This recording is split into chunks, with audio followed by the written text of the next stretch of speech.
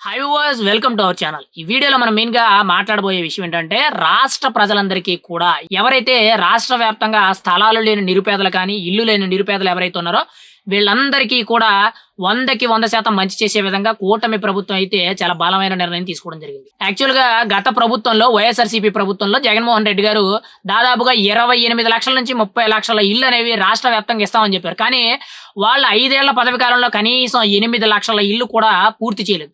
కానీ రాష్ట్ర వ్యాప్తంగా జరిగిన భారీ స్కాముల్లో జగనన్న ఇళ్ల కాలనీలకు సంబంధించి కొన్ని వేల కోట్ల రూపాయలు ఒక్క విషయంలో కాదు, ల్యాండ్ ఎక్విజిషన్‌లో జరిగింది. ఆ ల్యాండ్ ఎక్విజిషన్ జరిగిన తర్వాత దాన్ని ఆ ల్యాండ్ పూడ్చడానికి అందులో అవకతవకలు జరిగినాయి. తర్వాత మెయిన్‌గా వాళ్ళ నాయకులు, వాళ్ళ కార్యకర్తలు ఎవరైతే ఉంటారో అందులో జరిగినాయి. కానీ ఇప్పుడు కూటమి ప్రభుత్వం చాలా కీలకమైన నిర్ణయం తీసుకోవడంతో ఇందులో ఎవ్వరికీ కూడా ప్రత్యామ్నాయంగా ఇంపార్టెన్స్ అనేది ఇవ్వకుండా నిరుపేదలు ఎవరైతే ఉన్నారో వాళ్ళందరినీ కూడా గుర్తించి పల్లెటూరుల్లో ప్రత్యేకించి కూడా 3 సెంట్లు, మెయిన్‌గా పట్టణ ప్రాంతాల్లో 2 సెంట్ల కింద ప్రత్యేకించి కూడా స్థలం అనేది కేటాయించడం జరిగింది.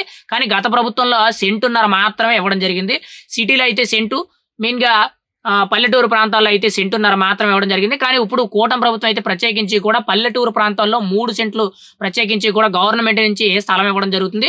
అండ్ సిటీ ప్రాంతాల్లో అయితే 2 సెంట్ల వరకు కూడా స్థలం అయితే కేటాయించడం జరుగుతుంది. ఖచ్చితంగా దీని మీద ఒక కీలక నిర్ణయం అనేది తీసుకున్నట్లు మనకైతే సమాచారం అయితే తెలుస్తుంది. ఎందుకనంటే మొన్న జరిగిన రాష్ట్ర కేబినెట్ మీటింగ్‌లో మంత్రివర్గ సమావేశంలో ప్రత్యేకించి కూడా దీని గురించి చర్చలు, సంప్రదింపులు జరగడం జరిగింది.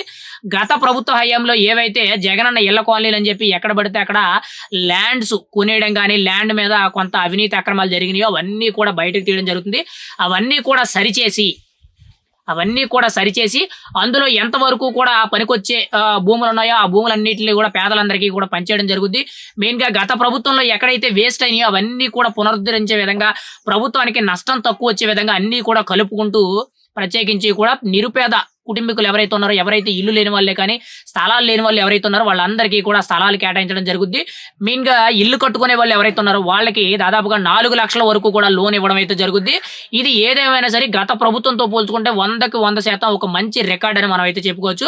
ఖచ్చితంగా గత ప్రభుత్వంలో ఇచ్చిన ఆ స్థలాల కంటే ఇప్పుడు ఇంకా ఎక్కువ స్థలాలు ఇవ్వడం, మెయిన్‌గా ఇల్లు కట్టుకోవడానికి 4 లక్షల వరకు కూడా లోన్ కల్పించడం జరుగుతుంది. ఏదేమైనా కానీ కూటమి ప్రభుత్వం మంత్రివర్గ సమావేశంలో ప్రత్యేకించి కూడా నిరుపేదలను ఉద్దేశించి, ఇల్లు లేని వారిని ఉద్దేశించి చాలా కీలక నిర్ణయాలు అయితే తీసుకోవడం జరిగింది. గవర్నమెంట్‌కి అతీతంగా అంటే ఆ పార్టీకి లేదు, ఈ పార్టీకి లేదు, ప్రజల పక్షాన నిలబడి ఖచ్చితంగా ప్రజలు ఏదైతే వాళ్ళకి కావాల్సిన ఇల్లు కట్టుకోవడానికి స్థలమే కానీ, లేదా ఇల్లు కట్టుకోవడానికి లోనే కానీ ఇవన్నీ కూడా రాష్ట్ర ప్రభుత్వం తరపు నుంచి, కూటమి ప్రభుత్వం తరపు నుంచి ప్రత్యేకించి కూడా అందజేయడం అయితే జరుగుద్ది. ఖచ్చితంగా హామీ ఇచ్చారనంటే జరిగి తీరుద్దని చెప్పి మనమైతే చాలా బలంగా చెప్పుకోవచ్చు.